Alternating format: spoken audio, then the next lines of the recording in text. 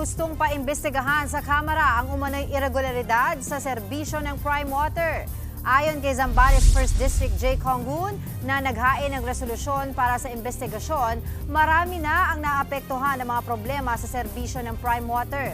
Paglilinaw ni Conggun, walang bahid ng politika ang gusto niyang investigasyon sa kumpanyang pag-aari ng mga bilyar.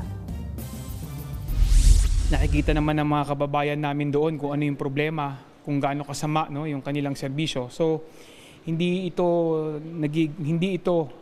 pwedeng tignan as a political issue actually dahil sobrang dami ng tao na apektuhan. Suportado naman ni La Union 1st District Representative Paulo Ortega ang planong investigasyon. Wala pa namang pahayag dito ang naturang kumpanya.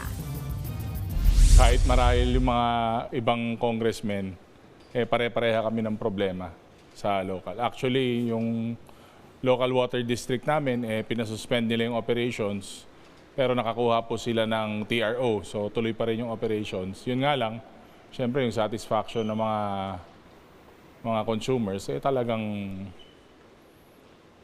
gatulo. Mga kapatid, Dimples Romana po, kumpletuhin ang inyong umaga ng mga kwentong puno ng inspirasyon. Salubungin po ang bawat araw ng may ngiti at pag-asa.